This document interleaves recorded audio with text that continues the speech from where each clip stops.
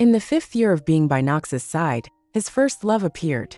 I accompanied him from being utterly humiliated to being utterly successful, but I couldn't compare to his first love's text message. Later, I tore off the substitute label and threw myself into the arms of a younger man. But he cried and begged me to turn back. Unfortunately, the cinnabar mole is precious because it is loved but cannot be obtained, right? 1. Happy birthday, baby. After making my wish, I opened my eyes. The handsome man before me is my boyfriend of 5 years. My smile grew brighter, and my gaze towards him was full of tenderness and affection. Knox affectionately touched my head and asked, "What's your birthday wish this year?" "To marry me, how about it?" His cake-cutting motion froze. He slowly raised his head, seemingly looking through me at someone else, or perhaps not. He simply paused for a few seconds before nodding, as always responsive to my requests. Yet, the fleeting hesitation and pain in his eyes still stung my heart.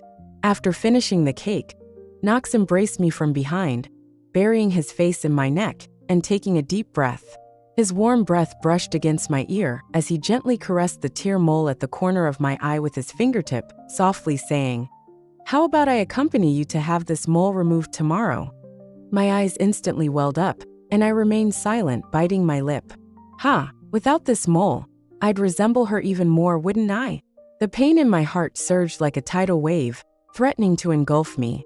I cautiously covered his eyes and asked, "Can we not go? I don't like this mole, be a good girl." I couldn't hold back the tears that were about to fall. I turned my head and kissed his familiar lips, the movement slightly rough, desperately trying to conceal the bitterness that was about to choke me. Knox grabbed my shoulders and pulled me onto the bed, taking the dominant position. Our bare skin pressed against the pure black sheets, our bodies rising and falling. I gritted my teeth, refusing to utter a sound, the large hand gripping my waist so tightly that it almost dug into my flesh. The faint pain made me more and more awake. The sweetness of the cake entered my nostrils, but I felt bitter, my eyes stinging. I blinked, but not a single tear could fall. The man beside me let out a soft breath. As usual, I picked up his phone, clicked on the hidden social media app icon, and entered the chat box with the contact labeled Little Moon, spying on their chat history. She is Knox's first love, his dream from his youth, the one he loved but could not have. And I, after being his girlfriend for 5 years, only found out less than a month ago that I was a substitute. I breathed softly, rubbed my eyes, and looked at their chat history from yesterday. "I'm coming back tomorrow, Knox. I'll pick you up. I heard you found a new girlfriend." "It's okay, she won't cause trouble." Yes, how could I cause trouble? Over the past 5 years, I've repeatedly noticed clues, but I've repeatedly deceived myself, diligently playing the role of a perfect girlfriend. Knox asked me to take off my cheongsam and wear the sexy dress she liked, to put on pure and alluring makeup, and even the perfume had to be exactly the same as hers. In 5 years, I was changed beyond recognition by him. Even my former best friend was shocked, pointing to the few pieces of flimsy cloth on my body and saying, "Ruby, why have you changed to this style now? This isn't like you." Yes, how could I become like this? How could I, Ruby, become like this? The Ruby who once held an oil paper umbrella and wore a cheongsam was submerged in the dust because of the man before me. Every time I lie next to you, you're thinking of your little moon instead of me, right? I asked him softly, so softly that it was almost inaudible.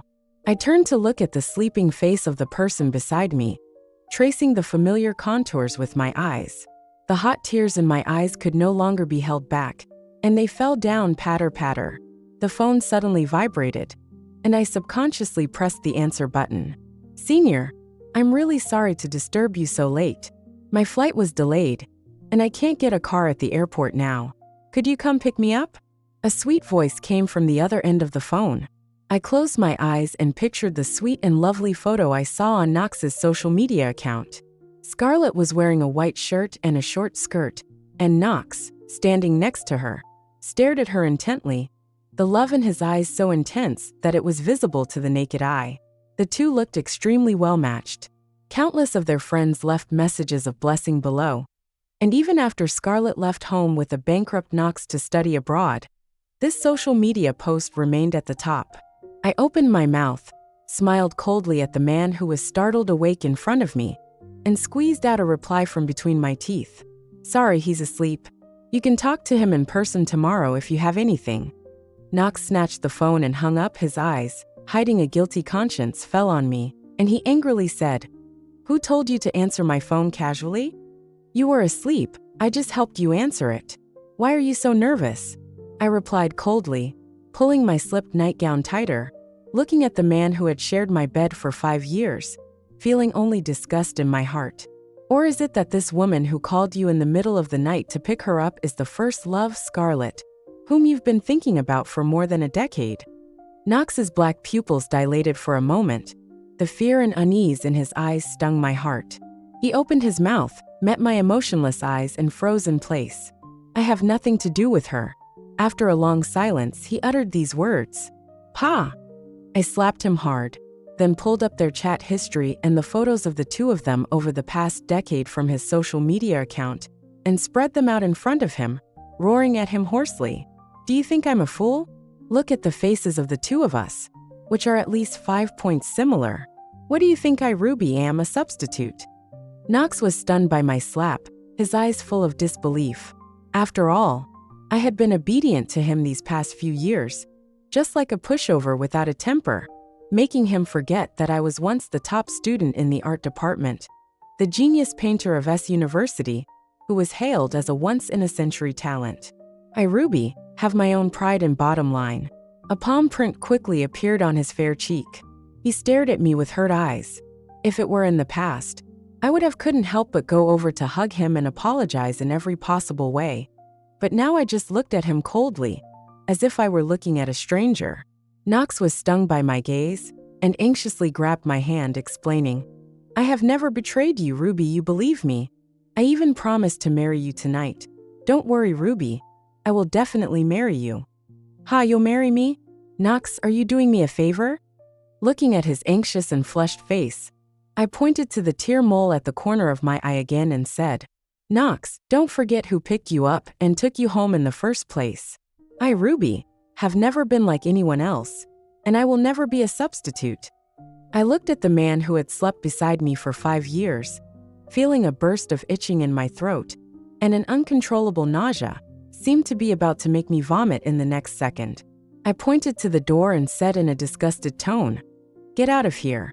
I don't want to see you again in this lifetime. 2. Ever since I kicked Knox out of my house, I blocked all his contact information, fled back to my hometown as if running away, and even changed my phone number. Several people came to inquire about our breakup, some openly and some covertly. After all, Knox now is no longer the pitiful man who was beaten black and blue by debt collectors. He used my graduation painting to open the door to the market, and in recent years, he has been thriving. He has long become a rising star in the business world. Everyone said that I had latched onto a rich man, seemingly forgetting my hard work and dedication over the years, giving up the opportunity to study abroad, and staying in that small broken company to fight alongside him. Knox drove to the town a week after I disappeared, guarding me outside my house. My parents' eyes became more and more worried when they looked at me. Every day, I looked at the familiar car parked downstairs, and the surging emotions grew stronger day by day. Finally, after he secretly followed me for the 5th time and was discovered by me, I looked at him coldly and sarcastically said, What's wrong? Have you finished sending off your little moon? Or is it that the company has problems and wants me to go back and clean up the mess? He seemed to be poked at his sore spot, gritting his teeth and saying word by word, Have you caused enough trouble, Ruby? We broke up. Can't you understand human language?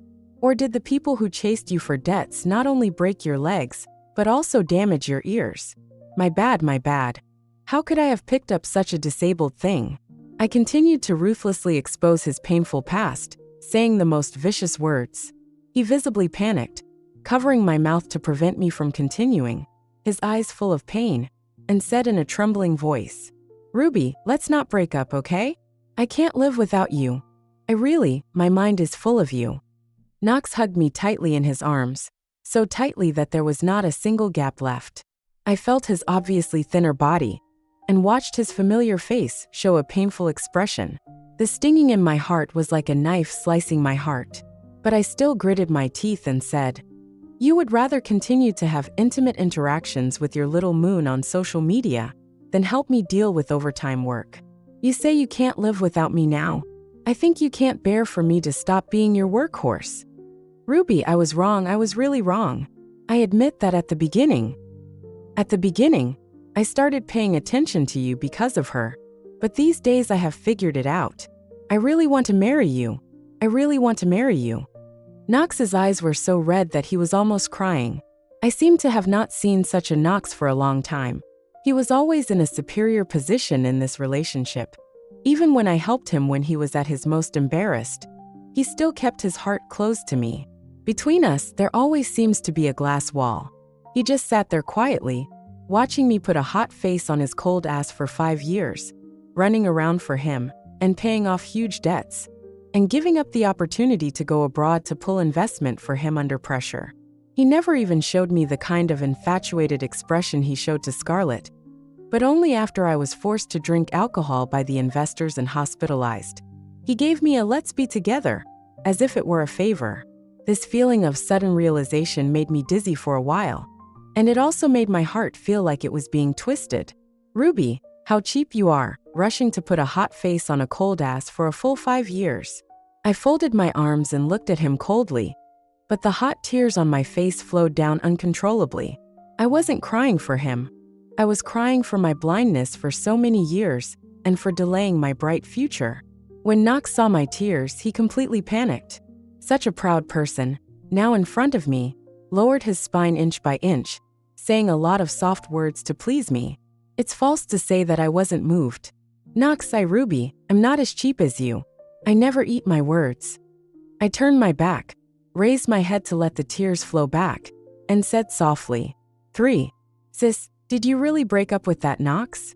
My cousin asked, tilting his head, his face full of curiosity and indignation. I nodded seriously, turning my head to paint while answering him with a light smile. Of course it's true. That's great, hee. I've long disliked that Knox. He doesn't look like a good person. He looks like a Jansong with his smiling face every day. He took a bite of the iced watermelon and raised his hand to hand me a piece. Looks like our Jasper has great foresight. The cool taste slid across my fingertips, and I comfortably narrowed my eyes. After all, I had prepared for the breakup a month in advance. After being a couch potato at home for so long, I can maintain a calm surface when I mention it again. My cousin nodded seriously, put his chubby little hand on my hand and said, Sis, my mom found me a college tutor. He's so handsome, let me tell you. Don't be sad, I'll introduce him to you. As he spoke, he straightened his round belly and looked at me with pride on his face, making me laugh involuntarily. My brother is an unpromising junior high school student. He is basically lawless and doesn't listen to anyone. Only I can say a few words to him. My aunt is worried that he will study hard in his last year, and several strands of her hair have turned white. I slowly pulled my hand away, lay back on the rocking chair as if I had no bones, and the jade bracelet on my hand touched the teacup with a clanging sound, touching the elegant white cheongsam on my body. The lining is made of excellent silk, and the neckline, cuffs and skirt are locked with delicate gold silk edges. The hot gold daisies embroidered by the embroiderer are dense and meticulous. The familiar touch makes me let out a comfortable sigh. I glanced at Jasper and joked, Your sister is not interested in men. You just need to study hard. You don't need to worry about me. After speaking, ignoring his angry eyes, I stretched out my finger and pinched his fleshy cheeks. Seeing that I didn't believe him, he hurriedly said, Sis, you believe me. We play ball together every day, and we are already good buddies. Clatter. There was a sound of something falling outside the door. The boy in the white baseball uniform in front of him was stunned, until the woman opposite him squinted her eyes and scanned over. Then he came over as if he had just come back to his senses. He coughed lightly to cover up, and stammered to Jasper squatting aside, Auntie asked me to call you to eat, and class starts after dinner. The voice was clear and pleasant to the ear, full of youthfulness. I covered my face with the cattail leaf fan, and looked at the college tutor through the gap. He was wearing a simple white short-sleeved shirt and black pants, with a clean and cold temperament all over his body. Under the black broken hair, there were delicate eyebrows and eyes, narrow and long eyes, a high nose bridge, distinct edges and corners, and a clear jawline, showing his youthful spirit. Well, he is indeed a handsome guy, I silently thought in my heart. I waved my hand to let Jasper go to eat. Unexpectedly, the little handsome guy on the opposite side asked me to go together. I thought about it. Anyway, I had nothing to do, and it would be nice to go to my aunt's house to taste her cooking, so I got up and followed them. On the way, he kept looking for topics. His eyes fell on me without concealment, and then moved away when I found out. Is this sister from here? Yes, I replied concisely, and felt that it was impolite, so I added, this is far from the city. How could you come here to be a tutor? I came here to find some inspiration for painting, and by the way, I work as a tutor. He pursed his lips from time to time when he spoke, and his ears were red since he saw me. Now it has spread to his neck. From my perspective, it is his beautiful profile, with slightly high brow bones and long and dense eyelashes. Because he pursed his lips, his tight jawline looks particularly sunny. I couldn't help but want to tease him and smile and said, if you can't control him, just hit him directly. He is very thick-skinned, and my aunt has broken several rattan sticks. Ah, sister, why are you like this? I am your brother. Jasper's dissatisfied protest immediately rang in my ears. I immediately stroked Jasper's fluffy curly hair and interjected, cousin. The young man chuckled, raised a pair of peach blossom eyes, and looked up at me unhurriedly. The deep black eyes stared at me steadily, which made me feel flustered for a moment, and I took the lead in moving my eyes away. Jasper snorted angrily and shouted, I'm going to run back and eat all the dishes you like to eat, and I won't like you anymore. He turned his head and gave a vicious threat to the young man next to him. You even helped my sister laugh at me. A guy who forgets his friends when he sees a girl. After speaking, as if afraid of being caught, he turned and ran. I looked at his chubby back. My mood suddenly improved, and I smiled and bent my eyes, carrying a small satchel, and walked forward with my small white high heels clack-clack. The green stone slab covered with moss became a little slippery after the rain, and I was a little unsteady. A hand with distinct joints came over, and a slightly shy voice sounded, if you don't mind, sister, I can hold you. I smiled gently, put my hand on his slender arm, and politely asked, little brother, what's your name? He raised his eyes and met my eyes for the second time. There was a little more ease in his smile, and his voice was clear and nice. Isaiah. I looked at the young man in front of me, and in his hot eyes, I seemed to see myself 5 years ago, shy and confident, and the dazzling appearance directly hit my heart. Ruby. 4. After learning that he was also a student of S University, I looked at his paintings and gave some small suggestions. This kid ran over to follow me to collect scenery whenever he had time, asking questions. The days spent with Isaiah were surprisingly harmonious. He was always able to see through my thoughts, just like the roundworms in my stomach, and even able to mix the colors I wanted. The days in my hometown slipped away from my fingertips all at once, without feeling the passage of time, and it was especially comfortable. I gradually learned to cook a few simple dishes, occasionally sitting in front of the wooden window, leisurely drinking the sour plum soup my mother cooked, occasionally supervising Jasper to do his homework, and helping Isaiah revise his paintings. His paintings were of all kinds, and the most he painted during this period was the small town with white walls and black tiles. He said this was the life he yearned for most. He asked me what kind of life I wanted most. I looked at the white mist on the lake in the morning, and what came to my mind was the daily life of my best friend studying abroad posted on social media. We both received admission notices from foreign art academies that year. When I gave up for Knox, I selectively ignored the disappointment in the eyes of my tutor and her. Now it seems like an endless regret. I opened my mouth, and sour emotions surged into my heart, without answering him. I don't know when it started. Every evening Isaiah and I would make an appointment to go for a walk, to the small river, walk across the small bridge, and stroll through the night market. Gradually, We became more and more familiar. When it rained, we would go out with umbrellas, smelling the scent of rain-drenched soil around us, as if we were outside the world. Those past heaviness and noises seemed to be isolated from me. As the days passed, my heart truly gained peace. Fortunately, the shares in my hand were taken over by the company of Isaiah's family at a very high price, and the time gradually came to the end of the summer vacation. I began to prepare to return to S City. 5. On the day I returned to S City, the rain was still heavy. I asked Isaiah to help carry the luggage. Just as I waved goodbye to him as he trudged upstairs, I raised my eyes and saw someone squatting at the door. Knox, with a face full of stubble and tired eyes, quietly looked at me, still wearing the suit and shirt that were soaked by the rain. He angrily accused me. "There's a problem with the transfer of the company's equity. Why did you sell the equity to my rival?" I slammed the luggage in my hand on the ground with a bang and sneered. "You dilly-dallied for several months and didn't sign the transfer letter. Am I supposed to live on air? Ruby, this company was built up by you single-handedly. Can you bear to destroy it with your own hands?" Knox looked at me in disbelief. "Sister Tabitha and the others all said they wanted to have a farewell dinner with you.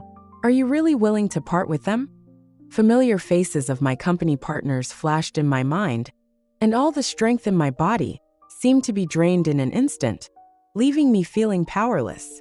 I took out the key, unlocked the door, picked up my bag, turned my face, and said somewhat unnaturally, "Come in." Knox's fingers curled up, straightened up, and followed me into the house. The man in front of me silently watched me busily moving the luggage, and then stared at the familiar room for a long time, as if he had fallen into long-sealed memories, and the corners of his mouth evoked a gentle arc. The look in his eyes towards me became more and more dangerous, and I cursed secretly in my heart. Damn it. I shouldn't have been soft-hearted and let him in. "Take your things back." I shouted at him unhappily. "They're in the room. Take them yourself." A trace of sadness and determination flashed in Knox's eyes, and he brushed past me to go into the room to pack his things. There was a click of the door opening outside, and Isaiah's energetic voice rang out. "Sister, you have so many things. But luckily I'm young and in good shape. Hee. I've carried them all up for you." I smiled and took it over, feeling a little relieved. Just then, Knox walked out of the room, staring at the two of us with an unclear expression, his eyes filled with the pain of being betrayed and disbelief. "You found a gigolo behind my back?" The surrounding air froze for a moment, and I couldn't even believe his shamelessness. My mouth was faster than my brain, and a trembling voice came out of my mouth. "You son of a bitch, did your rectum connect to your brain? You're only allowed to have junior sisters, and I'm not allowed to have junior brothers?" Isaiah stood beside me, looking at my flushed face with a hint of surprise, and after a little thought, he directly hugged my shoulders, looking at Knox with an unkind expression. The dangerous atmosphere of the two facing each other gradually formed. Knox paused for a moment, seemingly unable to imagine that I, who had not dared to say a harsh word to him in the past 5 years, would be so tough. And even more like catching a cheating wife, he was extremely angry. "Ruby." His reprimand to me was full of uncontrollable anger. "Knox, get it straight. We've already broken up. I, Ruby, have nothing to do with you. The past 5 years can be regarded as me feeding a dog. Understand?" Knox stared at me, his forehead veins bulging. He finally realized that I was serious this time, that I would no longer lower myself to please him in every way, and that I would no longer care about his feelings. I held Isaiah's hand back and raised my chin condescendingly and said, "Apologize to him." Knox seemed to have received great humiliation and directly slammed the door and left. 6. The heavy aluminum alloy door slammed shut, and all the strength in my body seemed to be drained away. My hands and feet went weak, and I fell to the ground. Isaiah quickly supported me, anxiously calling my name, the heartache in his eyes almost overflowing. "Sister, what's wrong with you? Don't scare me." Looking at his flustered appearance, inexplicably, the tears that had been held back instantly burst. Isaiah hurriedly helped me wipe away the tears, as if treating a fragile treasure. I was touched in my heart, and reached out to hold his hand. He lowered his head and dared not look at me, His drooping eyelashes trembled like butterfly wings, scratching my heartstrings slightly. His face flushed, he held my hand back, his tone a little embarrassed. Ruby, if you don't find it offensive, I want to stay here these days to take care of you. Oh, young man, you don't call me sister, you have some wild thoughts. After that day, I seemed to be completely detached from the previous relationship. That good cry seemed to kick those 5 years out of my life. Since that day, Isaiah has been blatantly sticking to me, coming to my house to work every now and then. My 3 meals a day are almost contracted by him, and he also does housework and laundry, becoming my personal nanny. The hands that usually hold the paintbrush now hold the kitchen knife. The fair fingers have neatly trimmed nails, making flower cuts on the fish. There is no sense of disharmony, and even a bit of charm in focusing on doing things. He raised his hand to take the seasoning from beside me. When he turned sideways, I inadvertently glanced at the 6-pack abs under his vest, which were shaped like Pan small bread. The fresh scent of laundry detergent lingered at the tip of my nose, and I couldn't help but swallow my saliva. Isaiah was completely unaware of this. He calmly and skillfully cooked the dishes, constantly reaching his hand around me to take the seasonings, and his well-trained biceps dangled in front of my eyes. I gradually became mischievous, quietly approaching him, blowing air in his ear and saying, "Wow, it smells so good. Whoever marries you in the future will be so happy." The man paused his cooking, turned around and pulled closer, wrapping me around the table, his eyes with a sly smile, the corners of his mouth curved up. "In that case, sister, would you like to consider abducting me home and cooking for you every day?" My face turned red, startled for a moment, and fought back unwillingly. "Can you only cook? If my sister wants, I can do something else." Isaiah's handsome face quickly approached, almost touching me. I panicked and raised my hand to hold him back. Through the thin material of the cotton vest, his hot temperature was attached to my palm. I was surprised to find that this kid had already turned bad, staring blankly at him approaching, falling into his pair of smiling peach blossom eyes. The surging possessiveness inside almost swallowed me. His straight nose tentatively touched my face, causing another wave of red tide, and was pushed away by me. I unconsciously coughed a few times to cover up my blushing, picked up my chopsticks and tasted the ribs in the pot, nodding to myself, and changed the subject. These ribs are quite delicious." Isaiah skillfully poured the dishes into the plate, tilted his head, like a big golden retriever, took the other half of the ribs left on my chopsticks, chewed meaningfully, and opened his eyes to look at me slowly. "Delicious. I don't know if it's referring to people or ribs." 7. The weather was perfect, so I returned to my university to visit my mentor and met Isaiah for a cat cafe near S University. I picked up a cat and buried my face in it, inhaling deeply, looking like someone addicted to cats. Isaiah calmly watched the woman in front of him. She wore low-heeled white leather shoes and was much shorter than him. She wore a floral suspender dress with a milk-white knitted cardigan over it. Her face was clean without makeup, and her slender neck was buried in the cat's belly. She looked satisfied while petting the cat, making her whole person appear slender and gentle. His lips pursed slightly, and he unconsciously looked away. His Adam's apple rolled subtly, and the possessiveness in his eyes was covered by his dark eyes. "Senior, look how fat this British shorthair is." A delicate voice rang out, breaking the silence. I raised my eyes and saw Knox's face, which was like a lingering ghost. "TSK, I didn't check the Chinese calendar before going out today. I ran into a disgusting man. How unlucky." Our eyes met, and Knox clenched his hands. From what I know about him, this is his extremely unhappy expression, and I instantly felt better. He turned his head and gently coaxed the woman next to him. "There are too many idlers outside. Let's go to the private room." The girl in front of him, dressed exactly like I used to be, instantly locked her eyes on me. She raised her eyes and looked me up and down with disdain, and spoke unkindly. Wouldn't this be the senior's ex-girlfriend?" The naivety and romance she showed to Knox just now disappeared. She said in an extremely sarcastic tone, "Everyone says you don't even know how to pick up scraps. Senior, do you think they're right?" I instantly understood that this was Knox's little moon, Scarlett.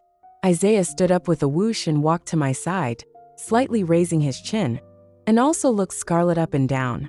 He said unkindly, "Scarlett, after so many years, your mouth is still as dirty as before."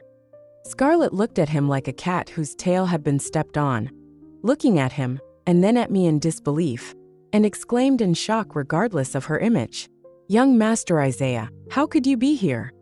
Knox next to him widened his eyes, turned his head and pointed at me and said, "You did it on purpose. You deliberately sold the shares to the Isaiah family's company. You colluded with him." The blood drained from my face, and I looked at him as if I were looking at a stranger. The aura around Isaiah suddenly changed. He no longer had the shyness he had before. He slapped Knox's finger away and pulled me into his arms. His nearly 1.9 meter tall figure was half a head taller than Knox. He had a playful smile on his face, his pair of peach blossom eyes slightly narrowed, and he said in an icy tone, "Knox, right? You remember, the Isaiah family's company will never agree to cooperate with someone as unscrupulous as you. The acquisition is off the table." He turned his head to look at Scarlett, who was trembling all over in fright, showing a disgusted expression, as if he had seen something dirty, and sarcastically said without mercy, "As for you, I heard that you got pregnant in a foreign country, and now you're back in China to meddle in other people's relationships and find someone to take over? Your skin is as thick as the one next to you." After speaking, he ignored the two people's faces, which were like a palette, and hugged me out of the cat cafe. After going out, he returned to his usual shy and gentle appearance, reassuringly squeezed my hand, lowered his head and showed a bit of apprehension, and tentatively said, "Will my sister blame me for hiding it from you?" Looking at his humble appearance, I raised my eyebrows slightly. I had long guessed that as the leading enterprise in S City, how could the Isaiah family's company suddenly be interested in Knox's small broken company? It turns out that I was given a back door. Seeing the flustered look on Isaiah's face, I recalled his behavior of protecting me just now, and my heart warmed. I jokingly said, "It depends on your performance, young Master Isaiah." 8. That day, after returning to school, my mentor scolded me for giving up the great opportunity for further studies that year, which stirred up my desire to study abroad again. "Ruby, you have always been my proudest student. Listen to me, never waste your great talent again." The professor, who is over half a century old, has half-white hair. His eyes looking at me can't stop the regret. My eyes are hot, and I suddenly think of the long-shelved dream of studying abroad.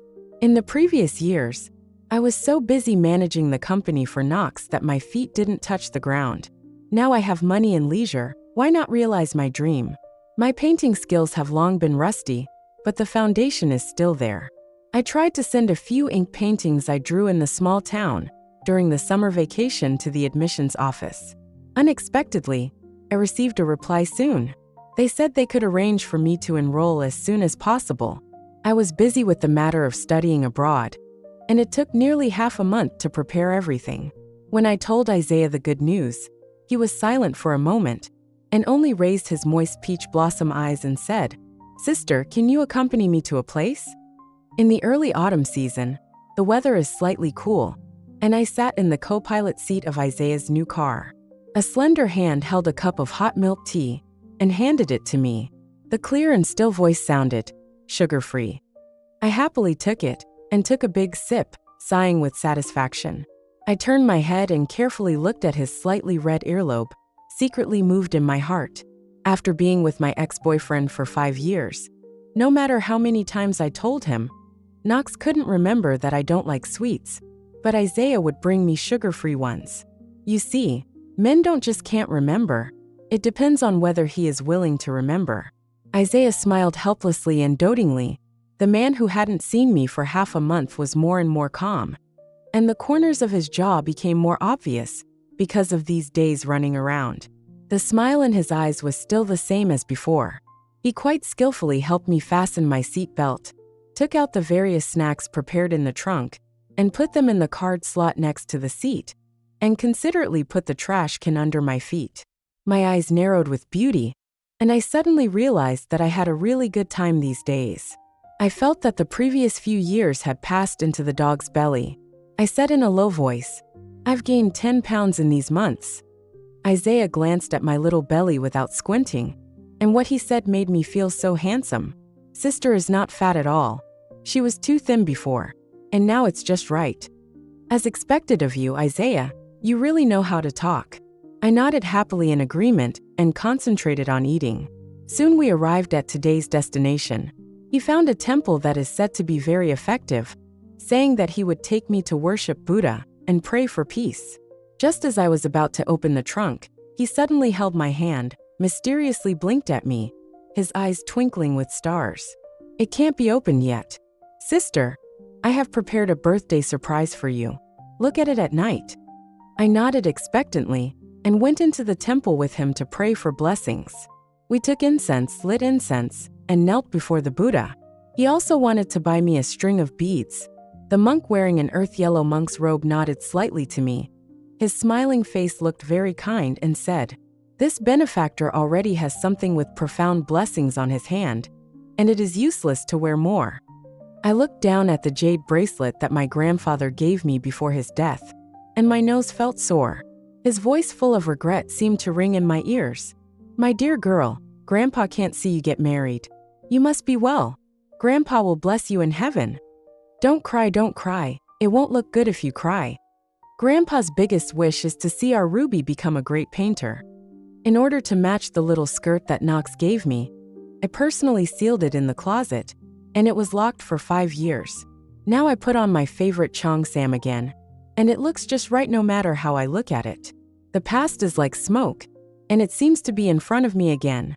Seeing that I was in a bad mood, Isaiah pulled me out of the temple. I stood outside the temple next to the big tree where the red silk was hung, raised my eyes and looked at the prayer belts fluttering in the wind. With tears in my eyes, I said to Isaiah, "Do you think gods and Buddhas can really hear the prayers of mortals?" He paused and gently replied to me, "If the gods and Buddhas can't realize it, I will realize it for you." Facing his affectionate eyes, I couldn't stop the corners of my eyes from getting wet, and gently held his hand.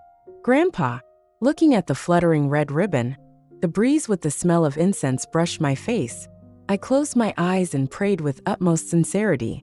I opened my eyes and heard a rustling sound beside me, and unconsciously turned my head. Suddenly, a warm and soft touch came from my lips. I didn't dare to move for a while, and stood there blankly, my mind blank for a moment. Isaiah tentatively increased the strength and rubbed my lips. After realizing my cautious response, he grabbed my neck and broke open my teeth fiercely, as if to dismember me into his stomach, wantonly plundering the air between my teeth. After a kiss, I looked at the man in front of me who was still unsatisfied, panting. My mind suddenly crashed, staring at him blankly, my face like a ripe peach. He raised his eyebrows, covered my eyes, and said slightly helplessly, "Sister, don't look at me with such eyes. I'm afraid I'll immediately." He didn't say the words behind, and I was at a loss, holding hands and walking to the car. Isaiah opened the trunk. The light emitted by the yellowish small night light illuminated dozens of paintings of various types that were hung up. The protagonist on them was only one person, me. There are pictures of me biting the tip of my pen, eating with puffed cheeks, lying on the rocking chair wearing a light green cheongsam. The bits and pieces between Isaiah and me were drawn by him stroke by stroke, and my eyes gradually became wet. Isaiah didn't know where to get a handful of white roses. His slightly red handsome face raised up, and a pair of shining eyes stared at me seriously. His tone was extremely gentle. "Ruby, I am really grateful that you can appear in my world." He squatted down and looked up at me and continued, "Ruby, would you like to be my girlfriend?" I blankly looked at him and said softly with a slightly nasal voice, "But I'm about to go abroad to study." "It's okay, I'll go with you. Then, please take care of me in the future, boyfriend." He happily picked me up and spun around, bent down, closed his eyes and kissed my forehead cautiously. The movement was unspeakably precious. 3 years later, at an auction, the host held the microphone and said excitedly, "The following painting is the work of Mr. Smith's closed disciple. Our organizers are very honored to invite Miss Ruby to the scene to introduce this painting for us." Amidst the thunderous applause of the audience, Knox watched the familiar figure slowly walk into the venue, so shocked that he stood up from his seat, causing those around him to look at him. A light blue cheongsam outlined a delicate curve, and the high collar showed a slender neck. The hem revealed a section of smooth and white calf, looming, and the whole person was like a pure and elegant lily. I smiled and scanned the audience, confidently began to tell the landscape painting that I had worked hard for 3 years to draw, and calmly passed him when I touched Knox's surprised eyes. After the auction started, Knox took the painting at the highest price without even thinking about it, and even cautiously asked the staff if he could meet Ruby. But after being refused, he returned to his seat in a daze, completely unaware of the uncontrollable pain and hatred on the face of the woman beside him. Looking at the charming woman on the stage, Scarlett's nails almost dug into her flesh. Seeing Knox, who had finally returned to her side, showing a trance-like appearance again, thinking of the fact that her career had been going badly in recent years, and that her former defeated general had actually been doing well, her eyes rolled with intense hatred and unwillingness. "Ruby, how can you be so haunting?" As soon as I got off the stage, I took my bag from the dressing room and was about to leave when an impatient female voice rang in my ear. "Ruby, you are really shameless. Is it interesting to be so entangled?" "Who am I entangled with?" When I saw the woman's face, which was almost 7 or 8 points similar to mine, I instantly knew who she was. "Knox has long abandoned you. You still appear at the auction eagerly. Do you just want to attract his attention?" I looked at her crazy appearance coldly and caught a glimpse of a tear mole at the corner of her eye that was exactly the same as mine, and slightly narrowed my eyes. Scarlett seemed to be a cat whose tail had been stepped on. She instantly raised her hand to cover the mole and screamed at me shrilly, "You bitch! It's all because of you that Knox asked me to have plastic surgery for you." She raised her palm and wanted to hit me, but was stopped by a strong hand, unable to move at all. Isaiah's gloomy face almost dripped with ink. He looked at Scarlett with a frightening tone. "Get out!" With that, he ruthlessly threw Scarlett to Knox, who had rushed over, but was pushed away by him, and fell straight to the ground with a cry of pain. Knox didn't even look at her. His eyes lingered on the hand I was holding with Isaiah, his tone extremely angry. "Are you really together?" I sneered. "None of your business." Knox touched my extremely indifferent face, as if he had been stung by a needle, and his face changed to a look of apprehension and injury. He hurriedly explained, "It wasn't me who asked her to come and embarrass you, Ruby. Mr. Knox, I'm not interested in listening to your love-hate relationship." Knox was interrupted before he finished speaking. Scarlett next to him rushed over to hug his leg and cried loudly, completely disregarding the fact that more and more people were gathering around. Knox couldn't hold his face any longer and finally stopped pestering him. He gave me a meaningful look and turned to leave. Scarlett glared at me fiercely, her face twisted and terrifying, without any of the pure and lovely appearance she had 3 years ago, which made me shake my head straight. "Knox, this dog thing, probably has a first love complex. Whoever becomes his ex-girlfriend, he loves whoever." After they left, Isaiah held my hand tightly and walked towards the underground parking lot. As soon as he got into the car, he put on a look of disappointment. "She was going to hit you. Why didn't you dodge? You were standing there like a fool," he said, reaching out and pinching my face, his eyes densely filled with heartache. "I didn't react in time, but luckily you were there." I opened my eyes and looked at him gently. This trick worked every time. Isaiah was instantly defeated and hugged me in his arms, rubbing the top of my head with distress. Just then, the phone rang, and a friend's anxious voice came from the other end of the phone. "Ruby, you have been accused of plagiarism, and it has already topped the headlines." I opened my phone and checked social media. All I could see were overwhelming insults against me. Various tags followed one after another. #famous painter is actually a mistress behind her back. University outstanding graduate Ruby collapsed. Knox ex Ruby substitute. Many netizens who did not know the truth sent countless unbearable private messages to my social media page, and my private messages were directly full. The first hot search was a video of a fellow senior student crying and accusing me of plagiarism. Next to him sat the almost crazy Scarlett. She spoke to the camera with disheveled hair, snot and tears, telling how I was a substitute and interfered in her relationship with Knox, and her tearful appearance won the sympathy of many netizens. Scarlett's eyes staring at the camera were as cold as if they were poisoned. At the end of the video, she said, "Don't think that you can cover up your bad behavior by hugging the thighs of the Isaiah family's company. The eyes of netizens are discerning." Before I could react, the phone was taken away. Isaiah's slightly warmer face collapsed again, and his tone was icy cold. "It seems that the lessons I taught them in these years are not enough. They really won't give up until they reach the Yellow River." I held his hand that wanted to call and instruct his subordinates to suppress the hot search, and smiled at him. I wanted them to taste the feeling of falling from a high place to the bottom of the valley. The matter continued to ferment.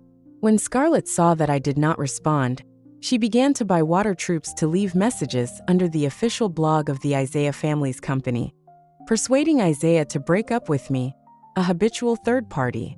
Scarlett even slandered me for selling the shares to the Isaiah family's company for the sake of a new love. This series of operations made Knox's company's reputation soar all the way. He initially helped me speak on social media, but gradually there was no sound. Isaiah and I collected evidence unhurriedly, while guiding public opinion to make everyone think that I was hammered to death and did not dare to come out to make a statement. No way. I thought she was pretentious when I saw her before, wearing a cheongsam every day and being maverick. I didn't expect it. She looks quite pretty, but I didn't expect her to like to snatch other people's boyfriends so much. So disgusting. I heard that the young master of the Isaiah family is deeply in love with her. TSK, what a pair of dog men and women. Ruby plagiarism dog, get out of S City. Even the tutor called to ask me if I needed help, and told me that he had expelled the senior brother from the school. He believed that my ability would never do such a thing as plagiarism. I replied and thanked them one by one, watching coldly as Scarlett started a live broadcast to sell miserably, jumping up and down like a clown. "Keep jumping, let you be happy for a few more days." I turned off the live broadcast, turned around and went into the kitchen, hugged Isaiah's waist, buried my face on his back. Isaiah has a lily tattoo, which was tattooed for me in the first year of studying abroad. The white tattoo on the smooth muscle texture always tempts me to touch it unconsciously. At the beginning, Isaiah would blush and tell me not to touch it, but later it directly evolved into eating me first, then eating. 2 weeks later, the Isaiah family's company suddenly announced that they would be holding a press conference. Reporters who heard the news almost filled the entire venue, and countless flashes went off as the two of us entered hand in hand. Isaiah calmly announced our engagement to them, causing an uproar. At the same time, news of my senior brother framing me and being imprisoned, as well as Scarlett's promiscuous behavior abroad, were also updated on social media. In an instant, public opinion reversed, and everyone began to congratulate us on our happy marriage. As for Knox's small company, which was already on the verge of collapse, it went bankrupt and closed down overnight under the full pressure of the Isaiah family's company. On the night of the press conference, Knox, who became a debtor again, jumped from the top floor of the company without my help as a scapegoat and died on the spot. Everything settled down, and I took Isaiah's hand and set foot on the road back to the small town again. "You're finally going to take me to see your parents, sister." Isaiah, who was nearly 1.9 meters tall, snuggled in my arms and acted coquettishly, his soft hair rubbing against my face, making me feel better, and I rubbed his head along the way. Although he had met my parents in the small town before, I never told them about my relationship with Isaiah. Facing his aggrieved eyes, I said with a smile, "Have you thought about what to say to my parents later?" Isaiah then sat up straight and said to me confidently, "Don't worry, I will definitely get the approval of my father-in-law and mother-in-law." Looking back from the rearview mirror at the entire car of cigarettes and alcohol, and gift boxes of all sizes that almost couldn't fit in the trunk, I held Isaiah's hand that was nervously sweating slightly, and said with a happy smile, "Well, I believe you, baby." "Still calling me baby?" My face turned red and I shouted, "Husband, good girl."